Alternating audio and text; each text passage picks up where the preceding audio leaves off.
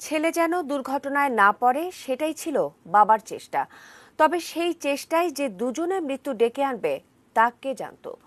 যাত্রাবাড়ি কোনাপাড়ায় বাবার সঙ্গে কলেজ পড়ুয়া ছেলে মোটরসাইকেল চালানো শেখার সময় নিয়ন্ত্রণ হারিয়ে বৈদ্যুতিক খুঁটির সঙ্গে ধাক্কা লাগে। ঘটনাস্থলেই ছেলে সাদমান রাহিম ও ঢাকা মেডিকেলে বাবা আনিসুর রহমান বাবুলের মৃত্যু হয়।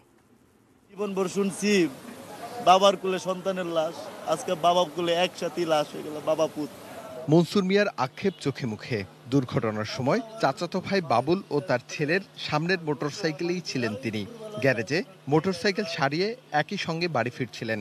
বাইকটাকে একটু কাজ করাইছে, কাজ করাইয়া আসার পথে বাবা বলতেছে, বাবা এভাবে বাইক চালাবি, এভাবে বাইক চালাবি। আমি পিছনেই ছিলাম, তো বলতেছে এভাবে বাইকটা চালাবি, চালা, আস্তে আস্তে চালা।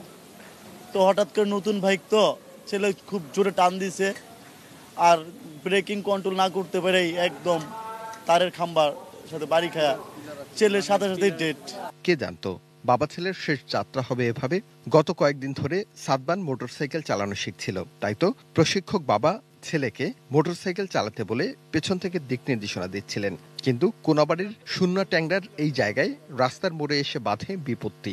নিয়ন্ত্রণ হারিয়ে ধাক্কা লাগে বৈদ্যুতিক খুঁটির সঙ্গে। ওর চাচা আর কি সামনে থেকে গাড়ি বাইক জোরে টান দিছে, ওই গাড়িটা ছিল ভালো গাড়ি, অ্যাপাচি 4B গাড়ি ছিল, তো ওই গাড়িটা আগে টান দিছে, আর ও এইটা দেখা আর কি দেখাই ও পিছন থেকে টান দিছে। টান দিয়ে ও ব্যালেন্স করতে পারেনি, এই মোটরটা একটু টানের মতো না, এই জায়গায় আর ব্যালেন্স করতে পারেনি, তো ও গাড়ি সাইড করে আর কি ব্যালেন্স না করতে পেরে ব্রেকের চেষ্টা করেও এই পিলারে মেরে দিচ্ছে। সাদমান ঘটনাস্থলেই মারা যায়।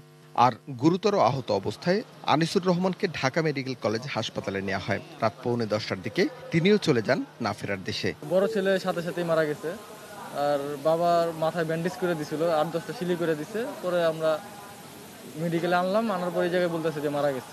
সাদমান রাহিম বোরহানউদ্দিন কলেজের 2য় বর্ষের শিক্ষার্থী ছিলেন, আর বাবা আনিসুর রহমান বাবুল টাইলস ব্যবসায়ী।